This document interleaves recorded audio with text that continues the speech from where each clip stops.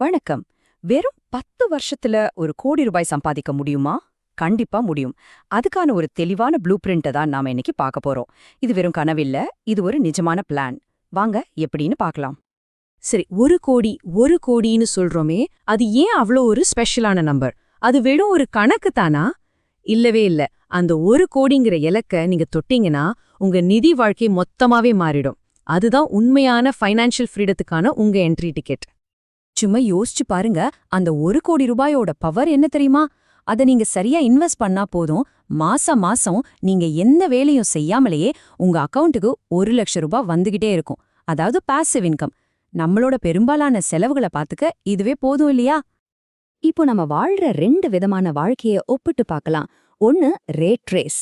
மாசம் மாசம் சம்பளம் வாங்குறது, இஎம்ஐ கட்டுறது, கடனை அடைக்கிறதுன்னு ஒரு முடிவே இல்லாத ஓட்டத்துல ஓடிக்கிட்டே இருக்கோம். நம்ம நேரத்தை பணத்துக்காக வித்துக்கிட்டே இருக்கோம். இன்னொரு பக்கம் ஃபைனான்ஷியல் ஃப்ரீடம்.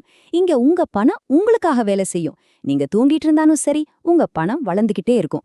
உங்க கடன்களை அதுவே பாத்துக்கும். இந்த வித்தியாசம்தான் நம்மளோட இலக்கு. ஓகே, இப்போ ஒரு முக்கியமான விஷயத்துக்கு வருவோம். நம்மள பல பேர் மனசுல ஒரு பெரிய தப்பான அபிப்பிராயம் இருக்கு. அதாவது, நிறைய சம்பளம் வாங்கினா சீக்கிரமா பணக்காரர் ஆயிடலான்னு. ஆனா அது உண்மையா? வாங்க அந்த கட்டுக்கதையை இப்போ உடைப்போம். உண்மையான பிரச்சனை நீங்க எவ்ளோ சம்பாதிக்கிறீங்கன்றதுல இல்ல. பிரச்சனை என்னன்னா, சம்பளம் ஏற ஏற நம்ம செலவும் ஏறிக்கிட்டே போது பாருங்க. அங்கதான் இருக்கு. இதுக்கு பேர் தான் லைஃப் ஸ்டைல் இன்ஃப்ளேஷன் அப்படிங்கிற ஒரு பொறி. அப்போ இந்த லைஃப் ஸ்டைல் இன்ஃப்ளேஷன்னா என்ன? ரொம்ப சிம்பிள்.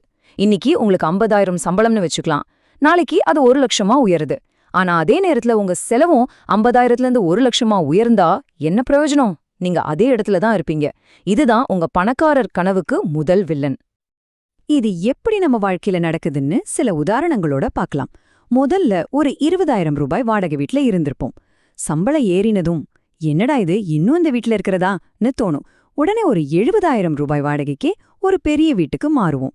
கையில இருந்த ஆக்டிவாவை வித்துட்டு ஒரு பெரிய காருக்கு இஎம்ஐ கட்டுவோம். வீட்டு சாப்பாடெல்லாம் போய் தினமும் ஆன்லைன்ல ஆர்டர் பண்ணி சாப்பிடுவோம். இப்படித்தான் நம்ம சம்பளம் எப்படி கரைஞ்சு போகுதுன்னே தெரியாது. சரி, பிரச்சனைய பத்தி பேசியாச்சு. இப்ப சொல்யூஷனுக்கு வருவோம். 1 கோடி ரூபாய வெறும் 10 வருஷத்துல எப்படி அடையிறது? அதுக்கு ஒரு சூப்பரான ப்ளூ பிரிண்ட் இருக்கு. ரொம்ப கஷ்டம்லாம் இல்ல. வெறும் 3 சிம்பிள் ரூல்ஸ் தான். கவனமா கேளுங்க.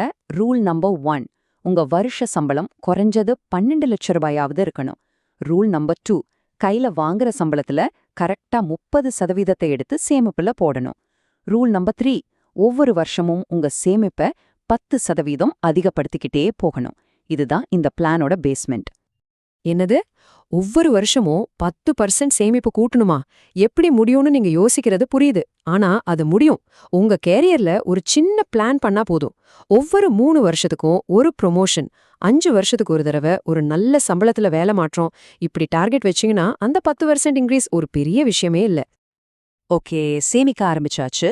அந்த பணத்தை சும்மா பேங்க்ல வச்சா வளராது இல்லையா? அத வேலை செய்ய வைக்கணும். அதாவது இன்வெஸ்ட் பண்ணணும். சரி, நம்ம பணத்தை எங்க எப்படி இன்வெஸ்ட் பண்றதுன்னு இப்ப பார்க்கலாம். இங்க ஒரு முக்கியமான விஷயத்தை புரிஞ்சுக்கணும்.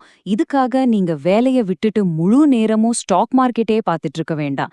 நம்ம டார்கெட் என்னன்னா, வருஷத்துக்கு டாக்ஸ் எல்லாம் போக ஒரு 12லேருந்து 15% ரிட்டர்ன் எடுக்கிறது தான். இது ஒரு பாசிவ் இன்வெஸ்டரால நிச்சயமா முடியும். அப்போ எங்க இன்வெஸ்ட் பண்ணலாம்? இதோ ஒரு சிம்பிளான போர்ட்ஃபோலியோ. உங்க முதலீட்டுல 60% இந்தியன் ஸ்டாக்ஸ்ல போடுங்க. ஒரு 15% தங்கத்துல, 10% யுஎஸ் மார்க்கெட்ல, இன்னொரு 10% ஃபிக்ஸ்டு டெபாசிட்ல, கடைசியா ஒரு 5% மட்டும் கிரிப்டோல. ஏன் இப்படி பிரிக்கும்? இதுக்கு பேரு தான் டைவர்சிஃபிகேஷன். ஒன்னு சொதுப்புனாலும் இன்னொன்னு காப்பாத்தும். இதை இன்னும் சிம்பிள் ஆக்கலாமா? உதாரணத்துக்கு, நீங்க மாசம் 30,000 ரூபாய் இன்வெஸ்ட் பண்றீங்கன்னு வச்சுப்போம்.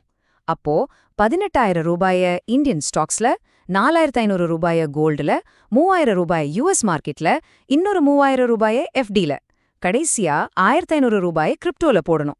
பாத்தீங்களா? இப்போ உங்க கையில ஒரு கிளியரான ஆக்ஷன் பிளான் இருக்கு. ஓகே, இப்போ உங்க கையில ஒரு பக்காவான பிளான் இருக்கு. எல்லாம் சரிதான். ஆனா இந்த பயணத்துல நீங்க கவனமா தவிர்க்க வேண்டிய 3 பெரிய ஆபத்துகள் இருக்கு. இதுகள் தான் உங்க 1 கோடி ரூபாய் கனவை மொத்தமா காலி பண்ணக்கூடிய வெல்த் கில்லிங் ட்ராப்ஸ். அது என்னன்னு தெரிஞ்சுக்கிட்டாதான் உஷாரா இருக்க முடியும்.